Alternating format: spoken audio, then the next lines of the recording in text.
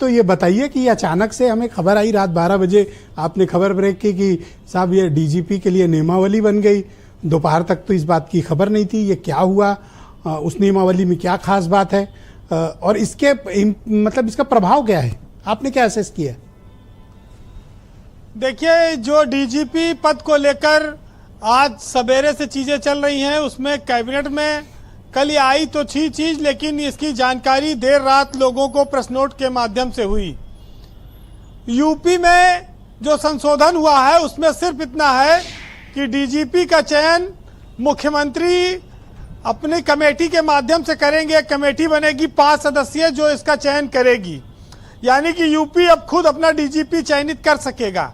लेकिन वो डीजीपी 2 साल तक रहेगा ये क्लियर नहीं है।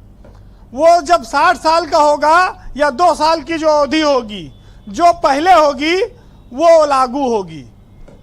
ऐसा नहीं है कि आप जो है रिटायरमेंट के 7 महीना पहले आपको पूर्णकालिक डीजीपी बना दिया जाए और आप 2 साल तक डीजीपी रहेंगे। तो एक बात तो बहुत स्पष्ट है कि आपको 60 साल पे रिटायर होना होगा। अब 58 पे सरकार बना दे, 2 साल रख सकती है।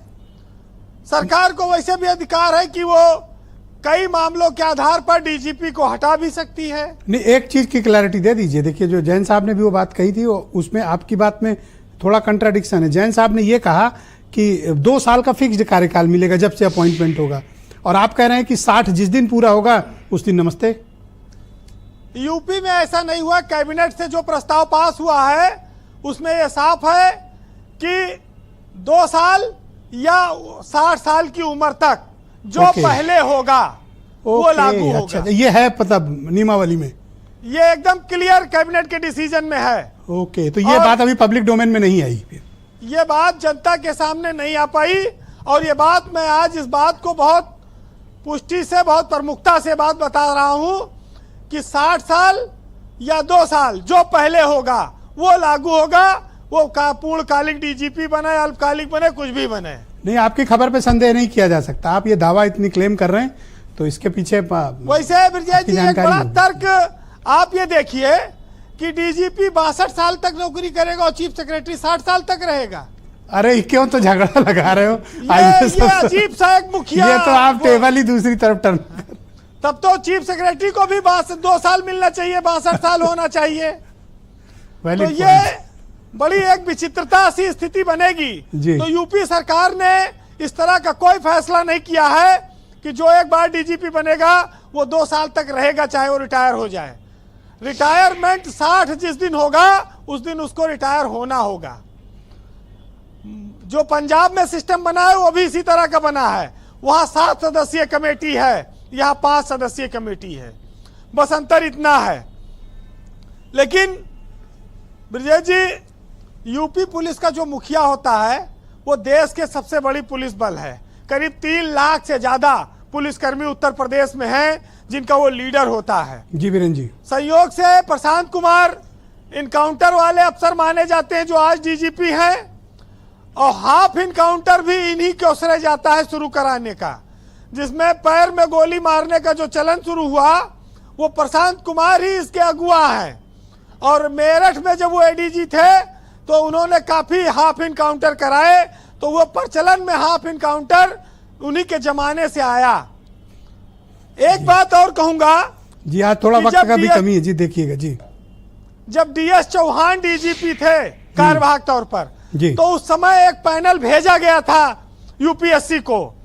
उस समय यूपीएससी ने यह कहते हुए लौटा दिया उस पैनल को, नाम को जी, पूर्णकालिक डीजीपी की जो पिछले डीजीपी मुकुल गोयल थे उनको हटाने के लिए क्या कारण थे, उनको क्यों हटाया गया। वो तो अच्छा अयोग्य, नकारा, क्या क्या तो प्रेस नोट में लिखा था।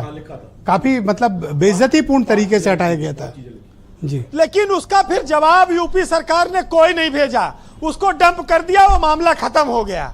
उस समय कोशिश हुई थी डीएस चौहान 2 साल के लिए पूर्णकालिक, तब डीजीपी अगर अनुमति मिल जाती तो वो बनते, और तब वो सेंटर की अनुमति से अगर बनते तो 2 साल रहते, इसमें कोई शक नहीं है।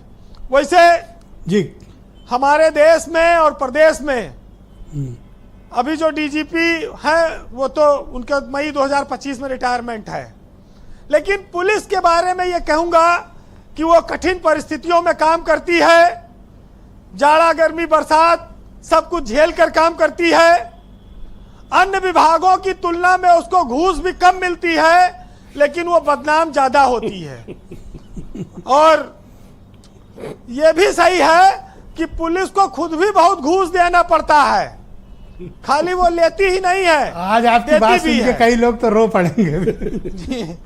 तो ये देखिए, ये सब एकदम यथार्थ सत्य है जी, इसको बदला नहीं जा सकता जी। और हम आज चर्चा जरूर डीजीपी पद की कर रहे हैं, लेकिन बहुत सारे विद्वान यहाँ ऐसे बैठे हैं जो इस बात से सहमत होंगे कि इस प्रदेश में कमिश्नरेट सिस्टम की भी समीक्षा होनी चाहिए कि वो कितना उपयोगी है और उसको लाने के पीछे जो मकसद था वो पूर्ण हो रहा है कि नहीं हो रहा है। कमिश्नरेट सिस्टम जी का जंजाल है या जनता के लिए कोई फायदा है, इस बात पर क्योंकि ये एडीजी रैंक के अफसर बुढ़ौती में कप्तानी करने के जो शौकीन बने हैं, ये उनकी समीक्षा होनी चाहिए। जी कंक्लूड करें प्लीज। देखिए ब्रिजेश जी, नाम तो खाली कार्यवाहक होता है, काम तो सब फुल फ्लैज करता है। पूर्णकालिक डीजीपी होता है, वो एसपी की विजिलेंस पोस्टिंग करता है, वो कमिश्नर भी नियुक्त करता है, सारे अधिकार उनके पास हैं। लेकिन चूंकि जब बात आती है, चर्चा होती है तो होगी। ये जरूर है कि वर्दी का अपना गौरव है, ईमानदार लोग हैं, तमाम अच्छे अधिकारी भी हैं जिनको बहुत बार मौका नहीं मिल पाया। सुलखान सिंह भी बैठे हैं जो रिटायर होने के बाद भी बेबाकी से लिख रहे हैं, बेदाग जिनका जीवन रहा। तो ऐसे लोग भी हैं और ऐसे लोग भी हैं जो सोचते हैं कि क्यों फालतू में लड़ना भिड़ना, चलो रिटायरमेंट हो गया, घर चलो चुपचाप अपना काम किया जाए। तो पुलिस के लिए ये जरूर कहना होगा कि सैकड़ों अक्लमंद मिलते हैं, काम के लोग परचंद मिलते हैं, और जब मुसीबत आती है तो पुलिस के सिवाय सबके दरवाजे बंद मिलते हैं। बहुत शुक्रिया वीरेंद्र जी, बहुत बहुत धन्यवाद हमारे साथ जुड़ने के लिए। ग्राउंड जीरो से अपना फीडबैक, ओपिनियन और ऑब्जर्वेशंस